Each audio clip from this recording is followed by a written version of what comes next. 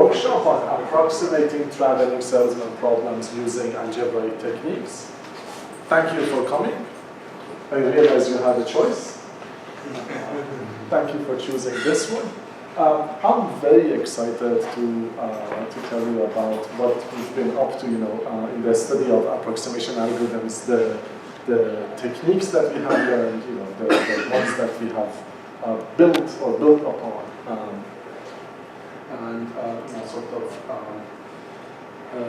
I should warn you that in advance that initially my plan was to give a talk on the blackboard.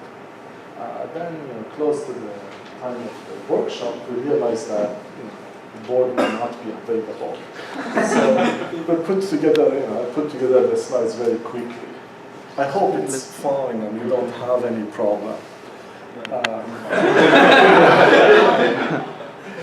I think I'll just take it like that. Maybe you can flip the laptop and, or the projector and take care of it.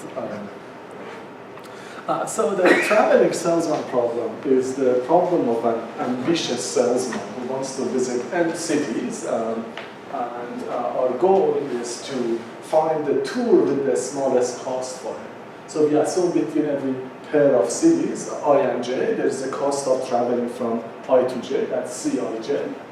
Throughout this tutorial, this workshop, we're going to assume that the costs satisfy triangular equality.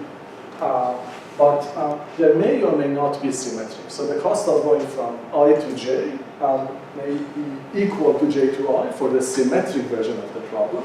But for the asymmetric version of the problems, these two can be different. The problem has a long history. In 1800s, Lord Hamilton actually came up with a puzzle that to sort of find the Hamiltonian cycle in a map, and he tried to commercialize the puzzle.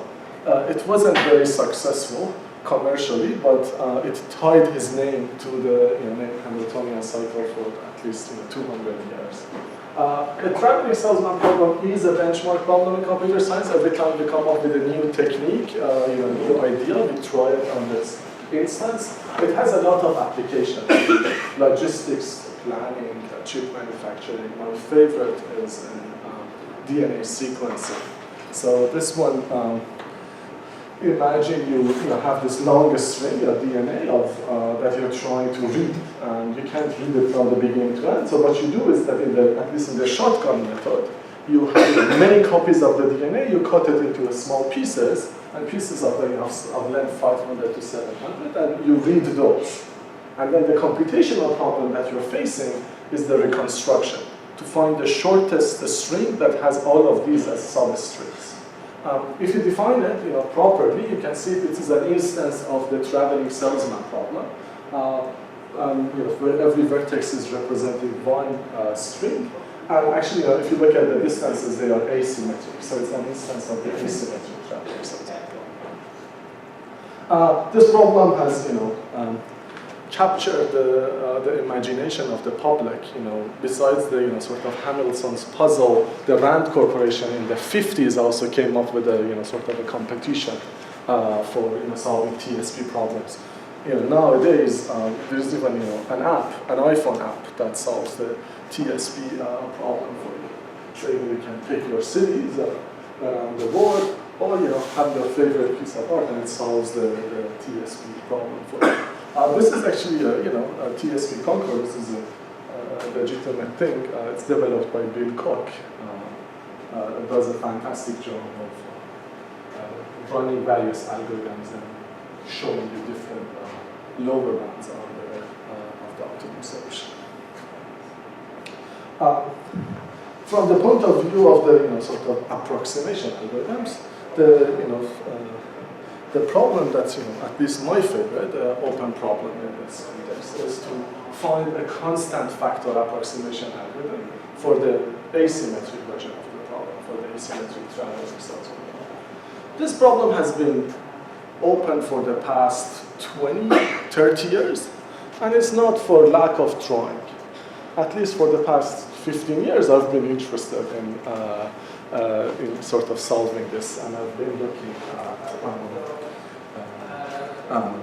different versions of it. Now, what's the state of the art? For the asymmetric version, we know that there is it can be approximated, a factor of log n over log n. And there is the hardness of approximation of 1.02, close to 1.02 for it. So the hardness of approximation is by Karpinski et al., and this is by Asapour and co-authors. For the integrality gap, there is an instance developed by Moses Choikar, Howard Karloff, and Michel Romans that shows the integrality gap is at least 2, and there is an upper bound that shows that it's no more than of polylog log n. For the symmetric version, again, there is a hardness of approximation of 1.01. There is a Christofides 3/2 approximation algorithm, and the integrality gap is lower than the fourth term. So that's the state of the art. That's what we know.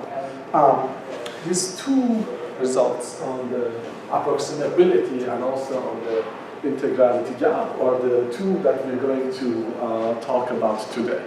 So I'm going to present the first result to you pretty much in the first hour. Talk about the foundations for the second result, and in the next 2 hours, Shayan and Nima are going to actually explain the result in great details. So that's actually the outline of the tutorial. The focus of this sort of call it workshop, call it tutorial, is more on techniques. So the technique that I'm going to talk about quite a bit is the rounding by sampling, and especially sampling for maximum entropy distributions. Part 2, Nima is going to talk about strong design measures and their applications, and Shayan is going to talk about effective resistance reducing flows. The most important concept, one that I'd like you to take away from this talk for this problem is the notion of thin trees. This is sort of a new way, maybe a 5-year-old way of looking at this, at the asymmetric traveling salesman problem. So I'm going to spend quite a bit of time on thin trees. That's my part. So let's start with the definition. What's a thin tree? So a spanning tree for a graph GVE, a spanning tree T is epsilon thin. If and only if the number of edges of the tree across any cut is no more than epsilon fraction of the number of the edges of the graph. So at the moment this is an unweighted undirected graph? Unweighted undirected graph. Simple graph, spanning tree somewhere. Look at all the cuts, count the number of the edges of the tree, count the number of the edges of the graph across that cut, look at the ratio. That's the thinness of the tree. Is this definition clear? Because if it's not clear, I have to just stop to make sure it's clear, because we're talking about it for at least 3 hours. So, Could you wait up like 5 seconds? Would we read it one more time? yeah, read it one more time. Please speak a little bit louder. He's louder than you are. Yeah, I can be louder, I can also do this. How about that? I understand. We're going to win this competition. Is it better now? All right. Very just. I can also move this a little bit. Right. Okay, good. So let me actually look at an example. If this is the graph, the pale edges belong to the graph and the bright edges belong to the tree, you can look at the cut. For example, in this cut, the graph has 8 edges and the tree has 3 edges. So here you get the ratio of 3/8. But for example, you can look at another cut. Here is the tree has 2 edges out of the tree. So I think this tree is 2/3 thin. That's the worst case cut. All right. So on the existence of thin trees, this is a conjecture by Louis Godin. So this is actually something he has posted on his website. I found it there. That there exists a constant C bigger than 0, so that every k-edge connected graph has a C/k thin tree. So if you have a graph that's k edge connected, it means across any cut, it has at least k edges. Right? And this says that if you look at those edges, at most c over k of those edges belong to the tree. So the k edge connectivity is needed, is essential. Right? Now, so on one side it's clear it's sort of needed. On the other hand, why every k edge connected graph has a c over k tree? So that's the conjecture. In his case, the conjecture was inspired, was motivated by Jaagir's modular flow conjecture. And on his website, he has actually posted a weaker version.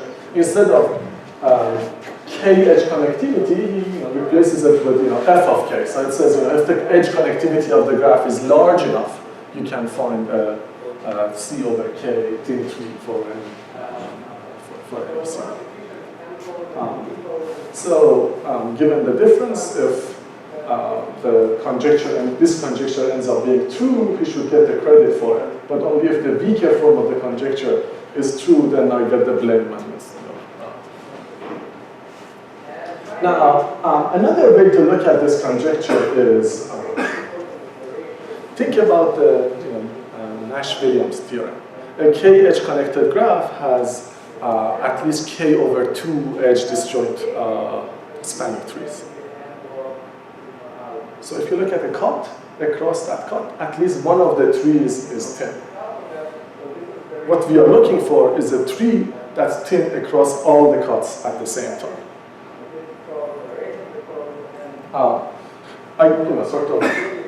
Proving that even for a hypercube, the graph has a thin tree with the required thinness is an interesting exercise that I suggest you think about it offline. All right, an interesting conjecture in graph theory. Who cares? Why do we care?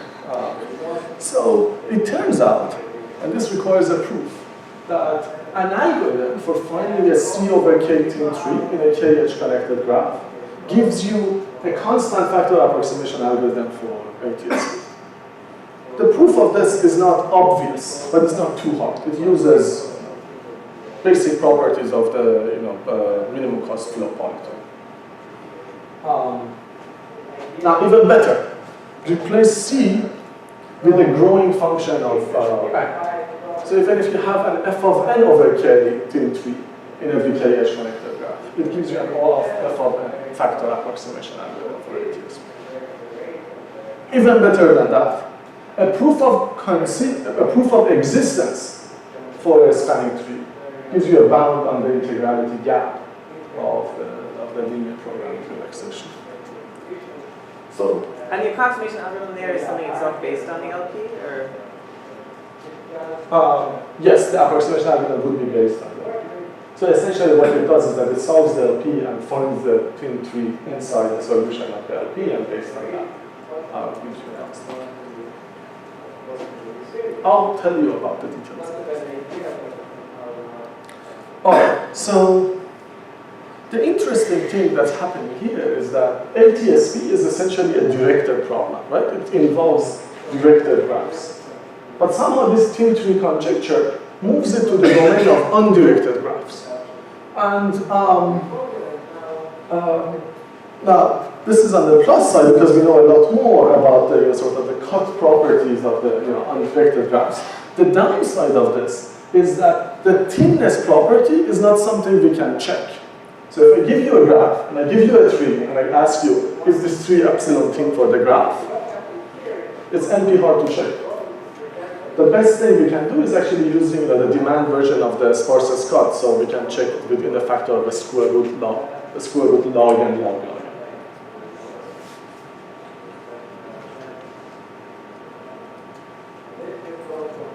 Despite this, the thin tree conjecture, the thin tree property, has been quite useful.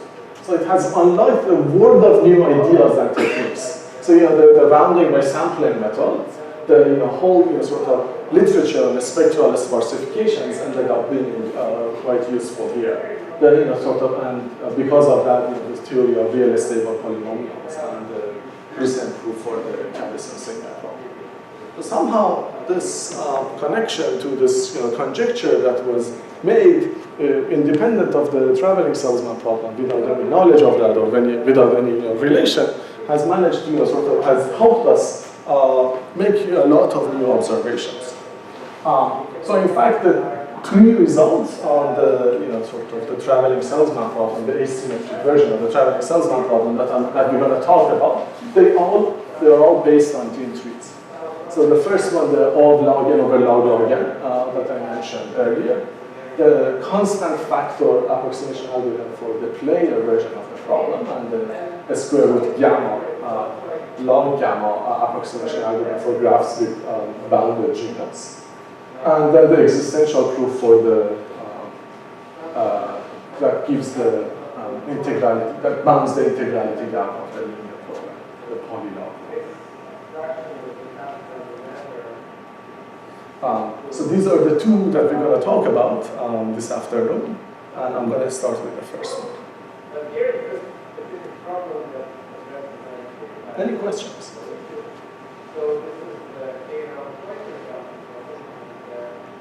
So far, so good. What I'm going to do is that in the next 15 to 20 minutes, I'm going to give you this algorithm that finds the log log and thin tree graph. So at a very high level, what it does is that it finds a thin tree in the solution of the linear program. We solve the linear program, it gives us a fractional graph. And in that fractional graph, we find the thin tree, the thin spanning tree. And then we take that thin tree and we extend it into an Eulerian tour with a small cost. So once you have the tree, you can use that as a basis for your tour. Essentially, we'll find the lowest cost way of extending that tree into an Eulerian tour. And I'll show you that that tour is going to have a small cost. Now, how do we find the thin tree? The way we find the thin tree is that essentially we look at, if we look at the fractional solution of the LP, and we interpret it as a distribution over a spanning trees. In particular, we will interpret it as a distribution, as a maximum entropy distribution over a spanning trees. Once we have that maximum entropy distribution, we sample from it, and that sample is going to be thin with high probability. Alright, so let me get into a little bit more details. First, the linear programming relaxation. That's the famous help called LP relaxation for the traveling salesman problem. It says for every potential edge we have a variable that says to which extent we pick that edge. Sum of the fractions of the edges leaving every vertex is equal to the sum of the fractions of the edges entering every vertex is equal to 1. And for any cut, sum of the fractions of the edges going from one cut to the other, from one side of the cut to the other side is at least 1. So we take this linear programming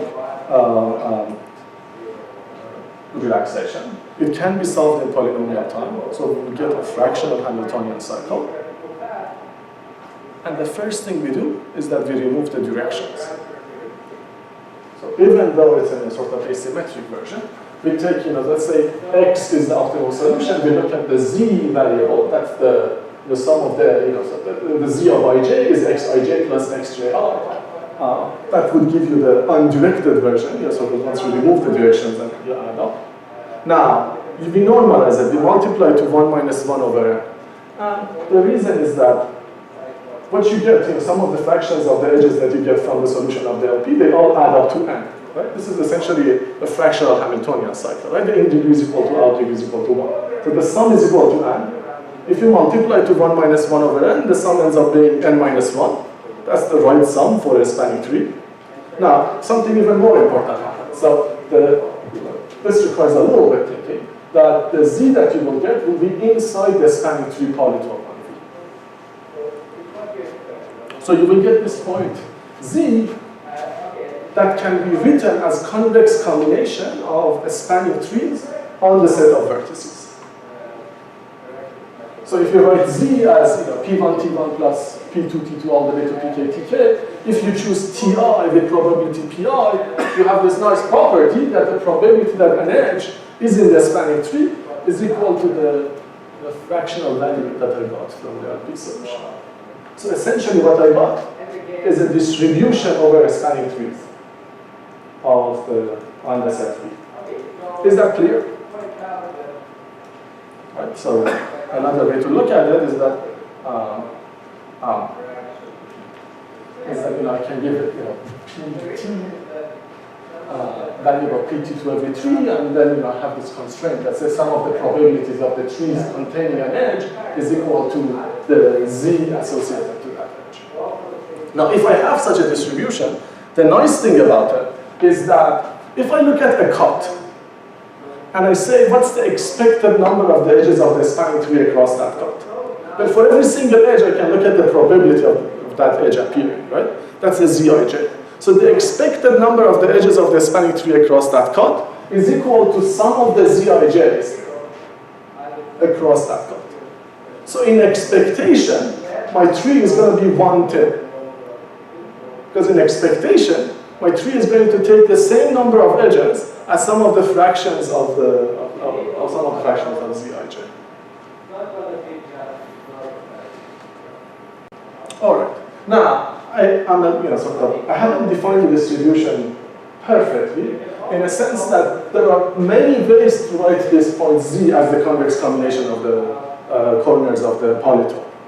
Right? This is a linear program, a system of linear equations with potentially exponentially many variables and at most n choose 2 constraints. So there are many ways to, this has many solutions. Which one do I choose? Among all the distributions with this property, with this sort of set of marginals, I'm choosing the one that maximizes the entropy.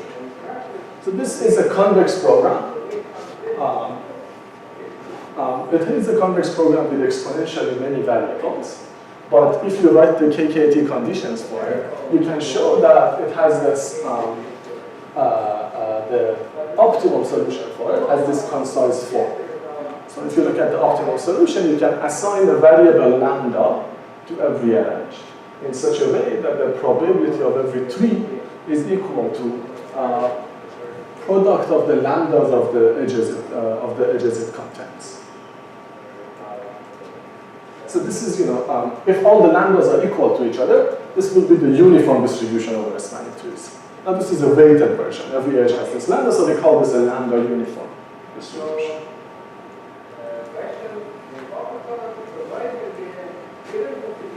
This concise form actually, sort of help us solve the convex program. So you can actually compute the optimum lambdas and find the optimal solution of that maximum entropy. Is this clear?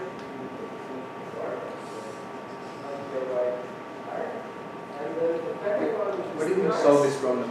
The number of trees is exponential, right? Yes, but there is a concise form, so I can compute the lambdas. Okay. Then you know the probability of every. Now, I won't be able to write down the probability of every tree because there are potentially, exponentially many trees. But I have a distribution, right? And I can sample from that distribution in polynomial time. Right? There are algorithms for sampling from uniform distribution over of the spanning trees of the graph. They can be generalized easily to this lambda uniform. Yes? Can you actually solve this exactly? Can you actually compute the lambda exactly? Well, you can solve it. You can have an error of epsilon that's in polynomial in n and log of 1 over epsilon. Right, but you get that.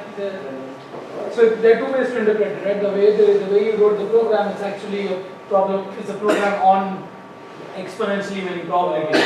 Yes. But it looks like a lambda uniform distribution only when it's optimal, right? Because that falls out of the KKT conditions. No, still it's true. So you can still get something close different for the. Is for there any this dual context. formulation that involves optimizing over the lambda specifically, optimizing some other function over the lambda or something? Could you repeat that? Is there some kind of dual formulation of this that involves optimizing some other function over the lambda? Yeah, right. When you write the when you write the KPT, essentially what you're doing is sort of writing the Lagrangian multipliers to. I don't quite see why this is true. I mean, So- why these two conditions are equal. Yeah, so I'll tell you even better. Not only we can solve this convex program, there are combinatorial algorithms that would find the sort of closed off lambdas. Next So question. why is that? I mean, what's special here? Basically, this kind of like a lambda thing you can also do with freezing models. Basically, for any maximum entropy object, you can do this. Perfect. Yeah, very nice. So you, in general, let's take your favorite combinatorial object and you can write the maximum entropy distribution for it. And this is going to be true. Yeah, you But for computing this, you will require that what you need is that this object being sort of count. You should be able to count it. So for spanning trees or for matching, since we can count the number of matching, or since we can sample from them, there is. I'm going to talk about this a little bit later. There is a paper by Nishit Bishnoi and Mohit Singh that exactly established this, that these complex programs are solvable under general conditions. All right, let me review the algorithm. So what we do is we solve the LP, we compute the z values after throwing the directions and normalizing. Then we compute the lambda uniform measure, so that the probability that every edge is in the tree, when we sample from that distribution, it is z of e. We sample a spanning tree from that distribution. Now we have a single tree. My next step is to prove that that tree is thin with respect to the fractional solution. So with high probability, the tree is log n over log n 10. That is, for every cut, if you look at the number of the edges of the spanning tree across that cut, is no more than log n over log n, sum of the fractional values of the edges across that cut.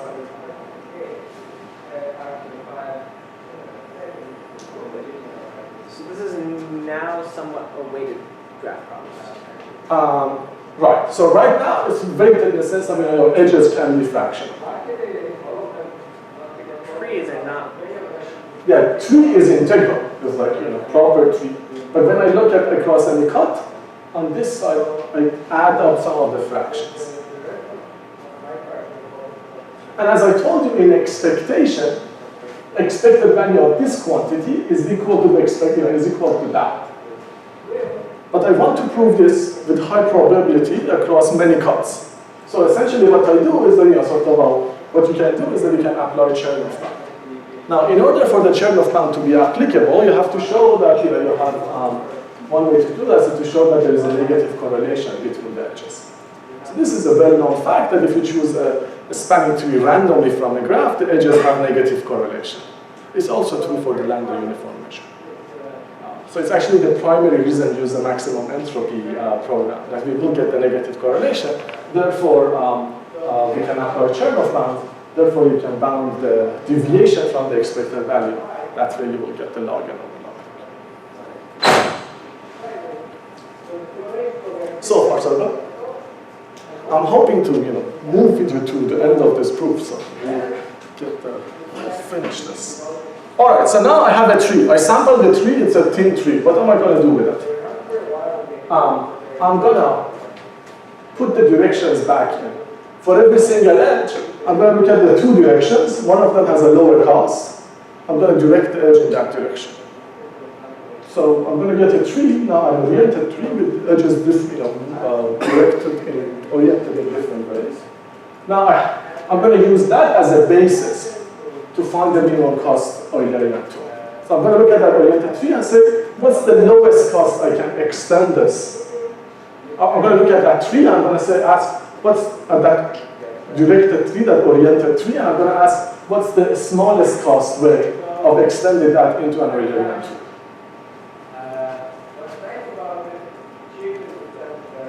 That's a simple combinatorial problem, right? So given this, we want to make the in degree equal to out degree.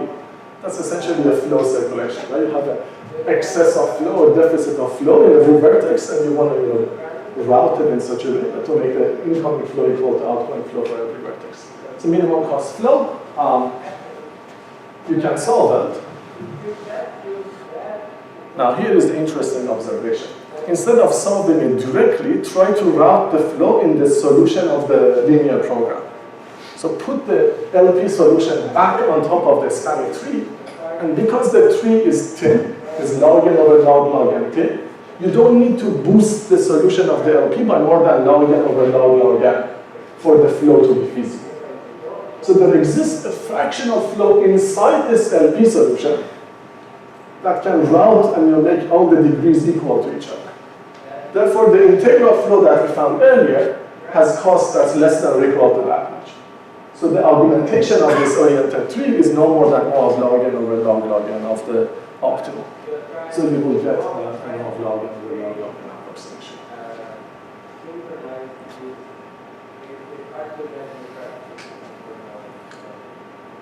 Was that clear? I'm happy to repeat it. Can you go over the argument? Sure. Like the last slide. All right. So it's clear that I'm going to solve the flow circulation, right? Now, instead of solving the flow circulation directly, I'm going to try to route the flow inside the LP solution. What does that mean? I'm going to take the LP solution and I'm going to interpret this as capacities and say route the flow this way. Now, if I take the LP solution and multiply it to log n over log n, the capacities are large enough that can route the flow because of the thinness. So there exists a flow whose cost is more than log n over log n of optimal. That makes this an arithmetic. And that is argued because of cuts, because you're saying that if you look at, you're trying to route a because of demands. Yes. And the amount of demand you're trying to route across a cut is at most the size of the amount of the tree that crosses that cut. And by thinness, that's valued. Exactly. This is the maximum flow minimum cut, but applied to a circulation. This is like the demand routing This is in like cut, kind of. yeah, exactly. Okay, that's great. Yes. Which step did you use to find that your instance is a metric? So That your instance is a metric that is symmetric to right. So if you look at this, I'm finding an Eulerian tour. I'm not finding a Hamiltonian cycle. I have to shortcut it to a Hamiltonian cycle. So it is the very last. Yeah.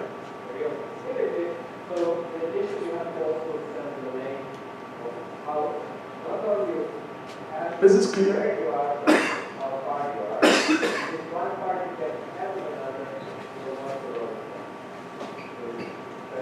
All right, very good. So I also talked about finding thin trees in KH connected graphs, right? The non-weighted version. It's a very similar convex program. So there you have to say that the probability that you're picking up every edge is no more than a particular value. That's like 2 over k by Nash-Williams theorem. This is feasible, therefore. So wait, the way to get between the two things is for the previous one, the weighted one, you basically just like blow up all the edges by some factor of a very And large get a k and multigraph. then round. Okay. Yeah. So just to be clear again, I mean, why did you look at the max entropy distribution again? Why did you want to sample from max entropy distribution? What's the special property of this? Very good. So for this particular application, the only property I use from the maximum entropy is that it has negative correlation. Now, this whole method of using maximum entropy distributions is very useful because intuitively, if you use the maximum entropy distribution, you are not imposing any additional structure on the problem. So you're saying, these are the marginals I want, and I don't want any other structure.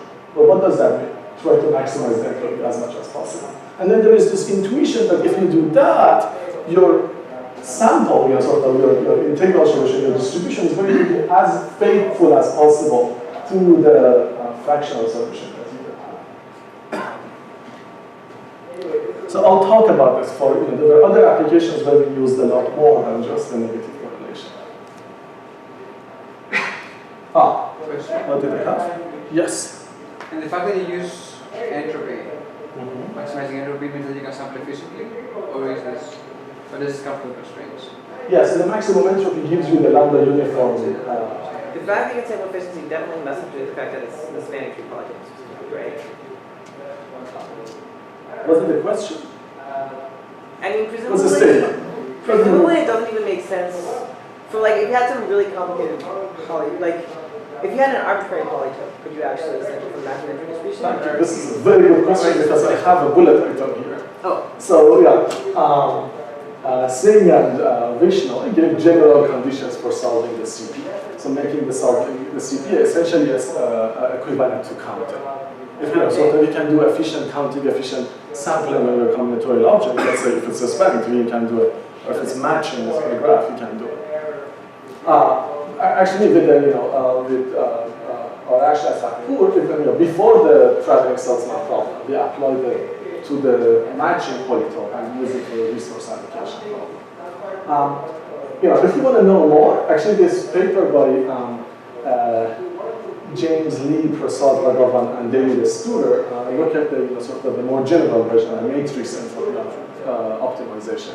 And James Lee has lecture notes on his blog where he talks about this for the whole semester.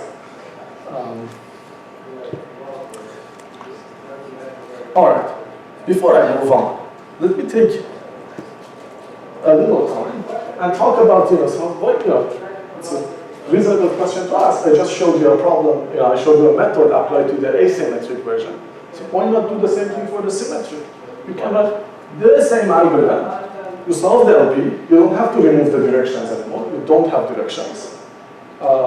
You compute the uniform measure. You sample a spanning tree. And now you want to make it Eulerian. How do you make it Eulerian? You look at the odd degree vertices, and you find the minimum cost matching between the odd degree vertices. So this algorithm is very similar to Christofides, except that instead of finding a minimum spanning tree, it samples the spanning tree from the station distribution and then makes it with it.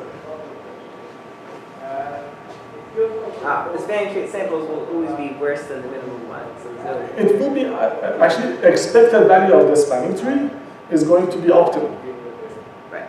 So what do you, in the Christofides, the only thing you use is that it's less than or equal to the optimum 2. And you have that for free. And you have a lot of other properties. So Sharon is going to talk about this. It seems like the fractional solution is much more faithful to the tree that we sample is more faithful to the fractional solution locally. So it seems like the tree that we sample is locally Hamiltonian. So this is the conjecture that we've been working on. We worked on for at least a year and a half. That the approximation factor of the algorithm that I just showed you is strictly smaller than 3/2 for the TSP. Yes? What do you mean by any about the general model?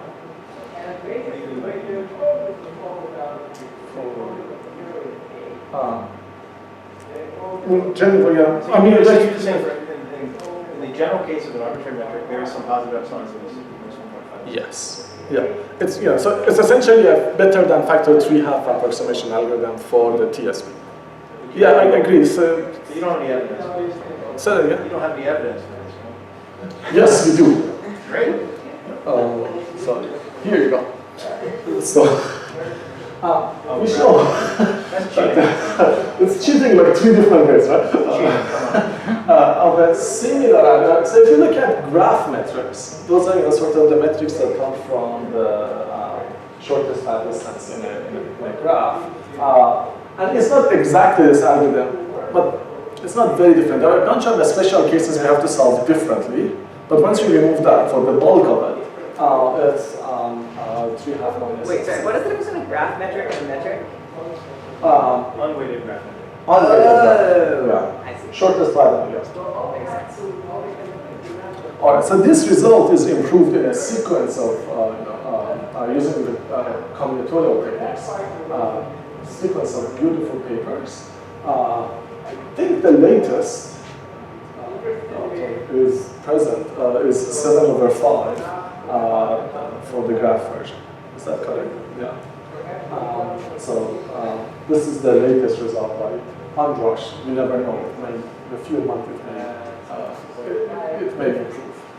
Another result that I really like is if you again follow that line of combinatorial techniques by Ola that gets a constant factor for asymmetric version when you have a graph metric.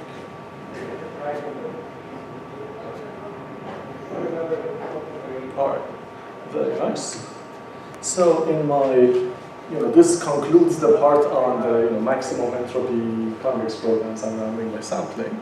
In my remaining 5 to 10 minutes, I'm going to tell you a little, sort of about the outline of things to come. So in the rest of the workshop, we're going to talk a lot about the spectral methods. There is a different way of, stronger way of defining this notion of thinness. So I say tree is a spectrally epsilon thin. If and only if, if you look at the Laplacian of the tree versus the Laplacian of the graph, for any vector x, x transpose LT of x is less than or equal to epsilon times x transpose LG of x. So the Laplacian is defined in the standard way. The way you can look at it is that x transpose LG of x is the sum of the xi minus xj squared for all the edges in the graph. So instead of the cuts, now I'm looking at vectors.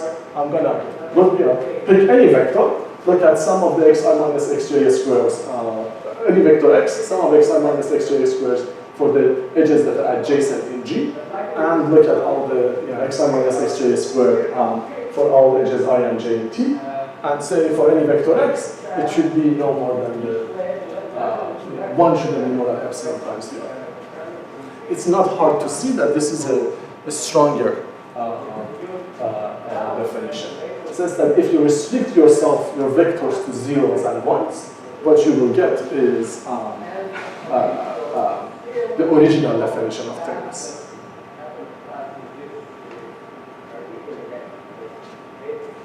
On the upside, the spectral thinness can be verified efficiently. So if I give you a tree and say, is it spectrally epsilon thin? You can test it. All right, so given this new definition, this stronger requirement, you can ask the question, if I give you a k-edge connected graph, can you find a C over K spectrally thin tree? The answer is no. Unfortunately, the edge connectivity is not the right requirement, is not the right thing to look at when you're looking for a spectrally thin trees. What you should look at is the effective resistance of the edges.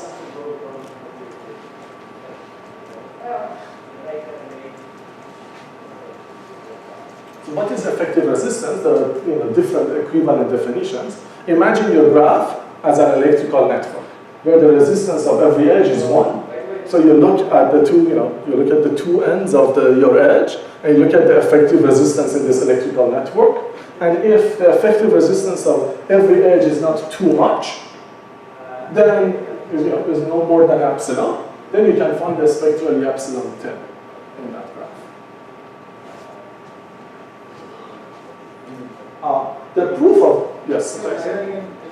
So if you have your graph, right? You interpret it as an electrical network. You look at the effective resistance of every edge is no more than epsilon. Then there is a spectrally epsilon thin in that graph. So what's the analogy with the KH? Right. So there, our conjecture was that if the graph is KH connected, right, you can find the C over K thin tree. Right? Here, instead of sort of your graph being edge connectivity being high, we ask that the effective resistance is not too high for every edge. So effectively, One implies the other. I'll get to it. So I compare these two statements with each other pretty soon. But this statement, was your question related to it? Now, how do you prove this? So as you can see, it's not a conjecture, it's a theorem. The proof of this is essentially building on the result of Marcus, Spearman, and Srivastava for the proof of the Callis and cylinder problem. Because that proof is non-algorithmic, this proof is also non-algorithmic. Yes? You only need one of these directions, I guess, right? If you want just like an algorithm for the... Yeah, let me, so speaking of directions, let me show you this. All right. So this was our original conjecture, right? KH connectivity, you want to get O of 1 over K times 3. This is what we like to prove.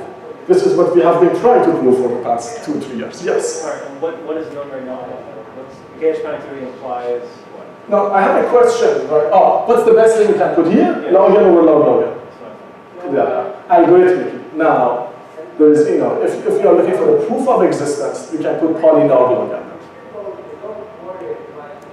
No, it's not dependent on polylog of K. Polylog log n. So all of these depend on the size of the graph. Independent of K. No, so 1 over Polylog log n K. over k. Sorry. Yeah. Yeah, so instead of 1, we have to put a growing function. Now, if the effective resistances in your graph are all less than or equal to 1 over k, it's very easy to show that yes, you have KH connectivity. Shayan is going to show it. So this last 5 minutes is going to be expanded into 2 hours. So very. This part is implied by the MSS, by the Marcus Spearman series service proof for the mechanism. Again, spectral team 3 is stronger than being of team 3. If you had this arrow in the opposite direction, we would be done. But it's not. It's not unusual, right? So this is the L2 version. This is the spectral version, and what we want is the combinatorial version, the L1 version. A lot of times in approximation algorithms, we have this. We find a way to solve the combinatorial version using the spectral, using the convex version, or using the linear version. So what you can do is that instead of effective resistance being small for all the edges, you relax this to be for some edges, and I won't tell you exactly which, but so essentially you have to prove a stronger version of the MSS. That's Nemo's talk. And then once you have that, if you have a KH connected graph, what you can do is that you can modify it in such a way that you will get a new graph in which the effective resistance of a lot of edges is small. And then spectrally a team tree in the modified graph is a team tree in the original graph. So you will get something here. And that's Shayan's talk. So this is going to be the next hour, and that's going to be the hour after that. For me, the summary, I talked about team 3, I talked about the relationship with the ATSP, talked about maximum entropy convex program allowed by sampling, and the spectral tameness, and the relationship with the electrical flow. I end with the open problem that I started with, and that is to find the constant factor approximation algorithm for the ATSP. Thank you.